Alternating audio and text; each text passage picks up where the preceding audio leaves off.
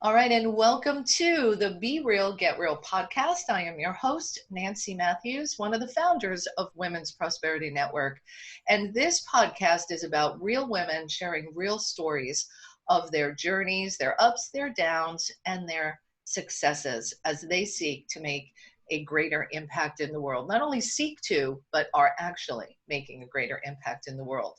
Today's guest is Dr. Dorothy Martin-Neville, who I just recently met over the last 6 months. And it feels like we've known each other a really long time, doesn't it? It really does, yeah. Yeah, and that's how alignment works, right? When people are, in the right zone, I kind of refer to it as meeting people who are in your soul group. Like, that we're all meant to connect to bring our gifts and talents. And that's definitely the way it's felt with you. So I'm so grateful that you could be here with us for the podcast today. Yeah, I'm delighted. It really is. And it's true. When you meet somebody who's in sync with your mission, it just feels, because you've been together on that journey for so long, even if you didn't know it. Ooh, I love the way you said that. So true. So true. Well, let me share a little bit about your background with our audience so they can start to get to know you. And then we'll dive into the discussion today, which is walking through the fire from unwanted to high demand.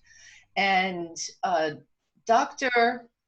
Dorothy Martin-Neville is a leadership expert. She's an author. She has been guiding companies, individuals, executives to living and leading their best lives. And I'm not going to go too deep into her story. I'd rather she share that with you herself. So let's just dive right in.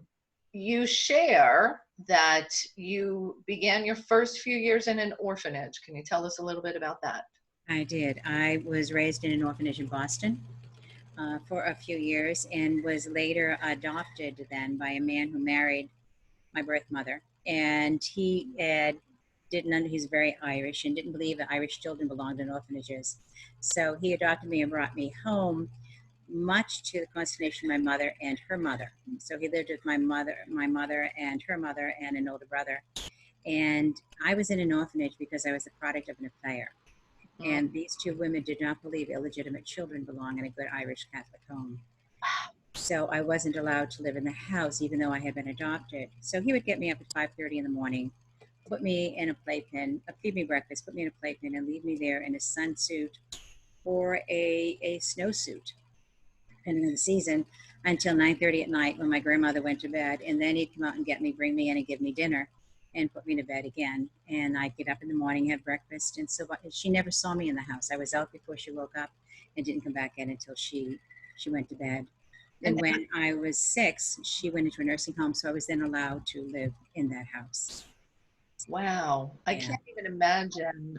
They say, and we know to be true, that those early years between birth and 6 or 7 are formative years. It's when we make the decisions about who we are and our value and if the world is safe or unsafe. I can't even imagine what that must have been like for you. I mean, when you're going through it, you don't know anything different.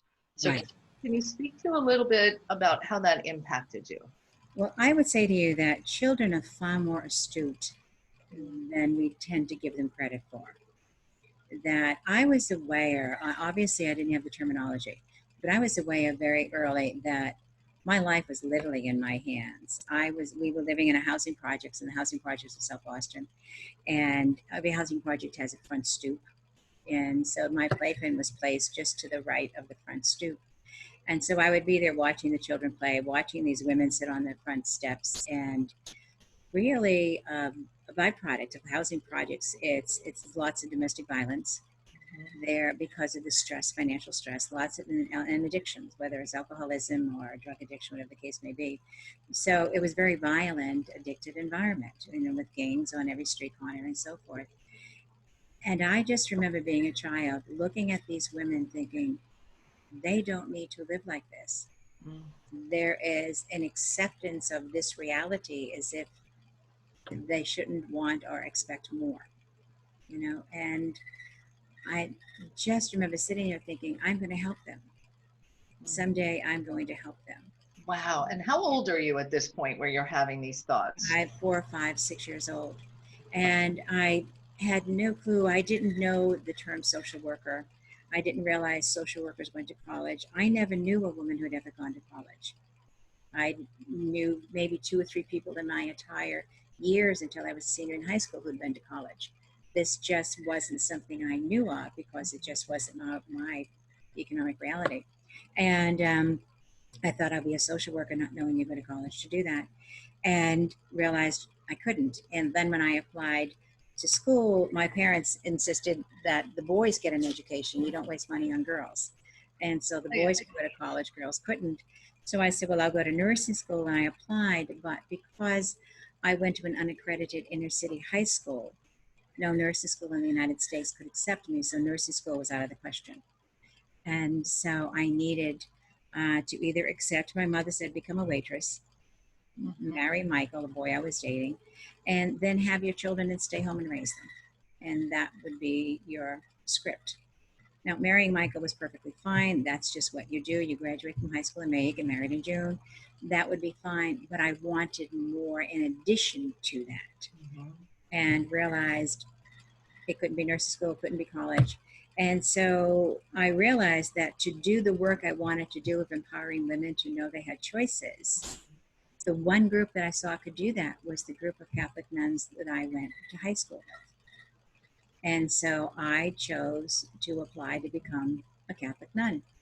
So I applied to communities all over Wait. This is after you got married? No, I never got married. I never got married to that person. Oh, okay. So I had a choice of marrying him and having 20 children, or finding a way to get out. Right. And so let me pause for a second, because as you're sharing this story of your experience of growing up, what I'm hearing is very early on, as you were sitting in that playpen looking out, there was a piece of you that was connected to something that told you there must be another way. Must be. And I believe all children know this. They only develop limited thinking because adults, because of us, right? think in a limited fashion. Children are left. Young children are going to be whatever. They're going to be astronauts. They're going to be presidents. They're going to whatever it may be. Active, wild imaginations, right? Let it go. Let it go. They will find where they belong, where they chose to be on this planet as they continue their journey.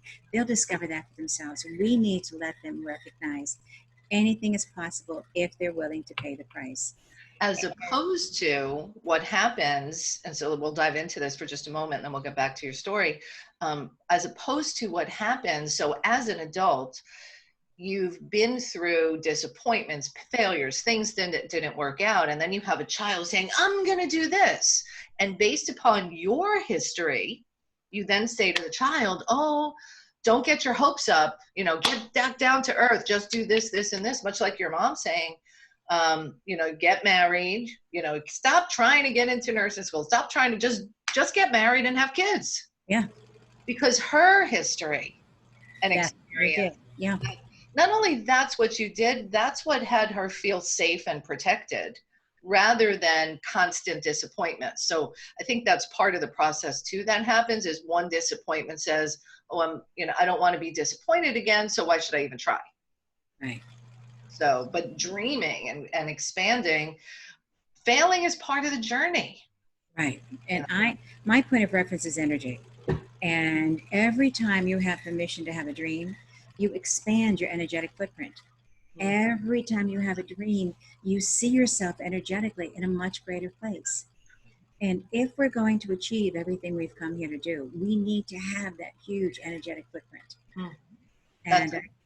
Write that down, everyone. No, because that's what expansion, more. Always. Expand your energetic footprint if you want to achieve everything you've come here to do. Yeah, beautiful. So did you become a nun? So I did. I applied to become a nun here in the United States and found out that no community in the United States could accept me, because in the United States, you could not be an illegitimate child and enter religious life. Oh my God. And I share this with you just so we can see, and as women, we need to get this. we are always told, or frequently told, you can't. Mm. And my thought is, okay, I'm not going to fight you, but I will absolutely walk right around you and just keep right on going. I'm not going to waste my time fighting you. That Yeah. is awesome. I won't Yeah. fight you, and I'll walk right around you and keep on going. Yeah. That is probably the best advice that we can all take away, one of the pieces from this conversation today, because find another way. It goes back to that core thing, belief you had. There must be another way. Okay, you tell me no, I could fight you and risk losing, or I could just find another way. Find another way. Find another way. And I grew up with such an extremely violent father that, my dream was to be adopted by one of the doctors in the emergency room, because violence was just a way of life that I knew. And I knew I would never, ever be that violent person. Mm-hmm. There's another way to do this, and I'm not doing it. So we have choices. And we're back into mindfulness. At what point do we develop the gift of mindfulness? Initially it's a practice. Mm-hmm. And eventually you stop practicing mindfulness and you just live mindfully. And it's a very different way of doing life. And when you can live in a state of mindfulness, and yes, we leave it, all of us leave it. But when it's your default, you come right back. You leave and come right back to a default of mindfulness. So I did that. And so I couldn't do it. And I finally, one of my teachers said to me in high school, are you going to join the convent? And I said, nobody will let me in. I guess I'm going to marry Michael and have 20 kids. I don't know how else to do this. And she said, give me a chance. And she and my parish priest wrote to 1,000 communities around the globe to see if anybody would take an illegitimate child from an orphanage. And they found one community in Quebec, because those French, they're much more lenient in all of this. So they said, sure. They were under the bishop. They weren't under the Pope, because the Pope's directive was no illegitimate children. But this particular bishop in Quebec said, sure, let's bring her in. So I joined a French-Canadian community. Wow. And was sent to the missions, which I thought was quite funny. I thought it would be in Africa, but it was in Maine, because Maine is filled with French Canadians. So they sent me to the missions of Maine, where I went through my novitiate, my postulacy, the novitiate, my juniorate, and so forth, before becoming a religious nun. And I became a social worker. And it's funny, when you have a long black habit on, Mother Superior called our local college, which is now the University of New England, but it was St. Francis College at the time in Maine. And Mother said, I'm sending these sisters over, 6 of us, and I'm sending these sisters over to get an undergraduate degree. Well, when Mother Superior says it, with her hands in her sleeves and says, this is what I'm doing, nobody really went against her. So once you have an undergraduate degree, nobody really cares where you went to high school. And so from the gift of, and I believe our lives, every time we take a risk, I think we give permission to spirit, whatever our faith system, to the universe, whatever, it doesn't matter to me. When every time we take a risk, we give permission for spirit to say, all right, the doors have opened. And more opportunity. Somehow you meet all the right people that weren't there when you were indecisive. I don't know, should I, shouldn't I? Take a risk and go for it, because doors open everywhere for you. Beautiful. And what happened is, hold on 1 second. I just want to comment on that last piece, because I think what happens is, when you are in indecision, fear, or doubt, it actually clouds your vision. Absolutely. So imagine if we're wearing glasses, and the glasses of hope, possibility, and faith. That's clear. That allows me to see all of the different ways that the universe would conspire in our favor. Right. When my glasses are fogged and covered with fear, worry, and doubt, I can't see those opportunities. They're there. Right. But the fear and worry or doubt just kind of clouds over, so you can't see. It's like, if I'm in a boat and it's foggy and cloudy, I can't see that there's land 100 feet away from me. If it's that thick, it's the same thing. We clear the fog, and then you can see the opportunities. And this, and from the point of reference of energy, that when you don't have that doubt and all of that, your energy is like this. You're alive, you're vibrant, and your expansion is there. When you go into doubt and fear and confusion, you become energetically so small that things could be floating right by you and you don't even experience them. With this much expanded, I'm alive, I'm living the I am, Mm-hmm. live that I am, and you sense everything that's going on around you. So you will notice things that you didn't even sense when your field was so small in the world of doubt and fear and confusion. So good. I suspect That's so different. I suspect we could talk for hours and hours and hours. And I know I keep wanting to say, no, let's talk about that more. I'm guessing you'll be back on the show. I would love it, and I'm wide open. Okay. As we talked off camera, these things go the way they go, the Yeah. way they go, the way they land. Yeah.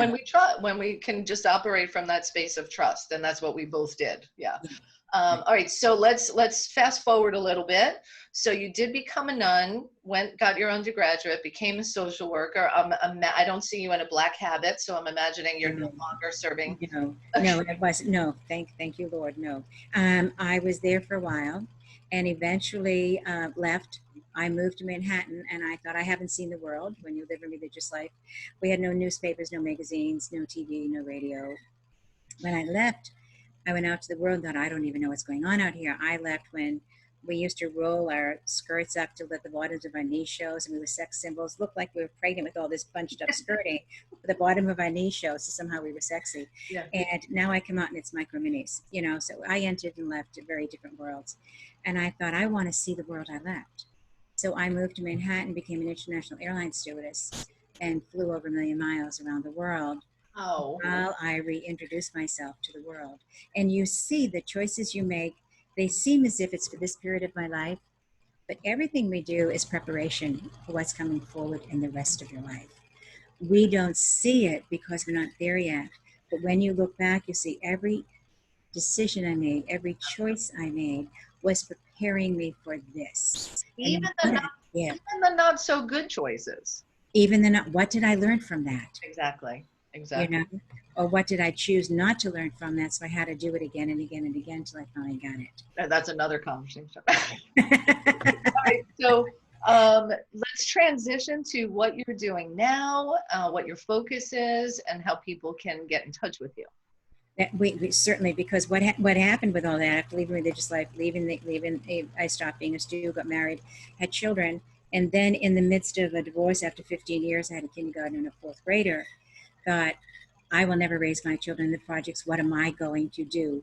Again, this is a huge question. What am I going to do with my life? And who is it that I choose to become? Powerful. Two hugely different questions, but both extremely important.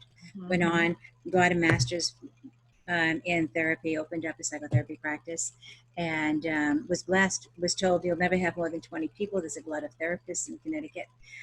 Within 3 months, I was seeing 42 patients a week and had a 6-month waiting list for over 17 years. Wow. So when you follow your passion, something I'm reiterating that you said earlier, you follow your passion, you have no idea what the potential is. Did that. I was a therapist for many years. Eventually noticed patterns in my business where patients coming in with the same diseases had the same personality, and was really intrigued by that. Went on and studied got certified in 9 different modalities of integrative health. Ended up opening up a school. I had a healing school before. It was a 4-year program for 19 years, teaching a method of energy medicine I created. And then my son graduated from high school, went to Cornell, and I decided I'm highly successful, whatever that means. I had 4 companies I founded at that point, but was unhappy. So I left the United States. I moved to Anguilla in the British West Indies and lived in the West Indies for 10 years and had wonderful executives, directors running my businesses here, and would come back every 2 months, teach at my school, and then go home again. And eventually I was asked to come back to America after 10 years and be co-chair of the advisory board of a multi-million-dollar grant, Yukon Medical, will receive in Frontier Medicine. Came back, oversaw energy medicine research across the country, received $50,000 to do research my work with fibromyalgia patients. Wow. and did a doctoral dissertation on the psychological and spiritual causes of physical disease and disorders, and recognized that our physical health is in our hands as much as our spiritual journey and our emotional intelligence. Mm. So when I came back, decided to do therapy part-time, oversaw the school, oversaw energy medicine, and finally realized America had changed dramatically in the 10 years I was gone. And therapy wasn't feeding me anymore, and I felt called to move into something else, and recognized that many of the patients who were coming to see me for therapy truly didn't need therapy. They were in leadership positions without an idea of how to lead. Mm. So I became certified as a executive leadership coach, and then started working with men and women and how to develop effective leadership skills. Because to me, leadership is a spiritual calling Yeah, that agreed. every one of us on this planet are called to. Yeah. Not all of us own that, but that we're all called to. And have now, the past 15 years or so, become an executive leader, coach, consultant, confidant for women and men, but mostly women in leadership, to allow them to become the best of who they are as leaders and as women. What a rich and robust journey. And the thread that I see common from the time you were a young child through today, as Right. you continue to develop, is you're always looking and saying, there must be another way. There must be a better way. Like even as you were sharing the story about your practice, and then you noticed, so you created a school, and then you noticed that the people that were coming, they didn't really need therapy. They needed, like, you're always at that question seems to drive you. Right. Beautiful. Yeah. Beautiful.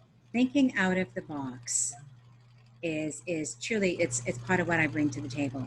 I love it. And I think it's important for women to know this. What do you bring to the table?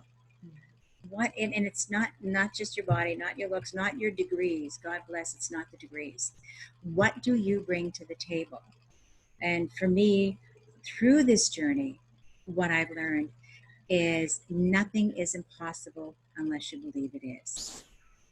That's How a often, beautiful, yeah, yeah, how beautiful. often are we told it can't happen? Nothing is impossible. And it's not even a desire. It's just who I am, thinking out of the box, problem solving, supporting visionary leaders by thinking out of the box. And there's 10 different ways to look at this. Let's explore some of those. Right. So thank you so much, Dr. Dorothy. And if you're not asking yourself these questions, this is to my audience, if you're not asking yourself these questions, there must be another way. How can I think out of the box? What do I bring to the table? You need to get in touch and work with Dr. Dorothy. And you can go to, I believe it's Ask Dr. Dorothy, askdrdorothy.com. Is that correct? Right. Yeah. Beautiful. Well, thank you for Right. sharing your heart, your spirit, and your journey with us, your real stories. And I know there's lots more within that. So we'll definitely want to have you back on the show. Thank you for being with us today. Thank you. I'd love it. Thanks so much for this. You're my pleasure and my purpose. And that's a wrap for this episode of the Be Real, Get Real podcast. We'll be back next week with another amazing story of an extraordinary woman making a big difference in the world. Until next time, this is Nancy Matthews. Get out there and be the one who makes a difference in your circle, in your community, and in our world. Have a great day, everybody. Bye, Dr. Dorothy. Bye-bye.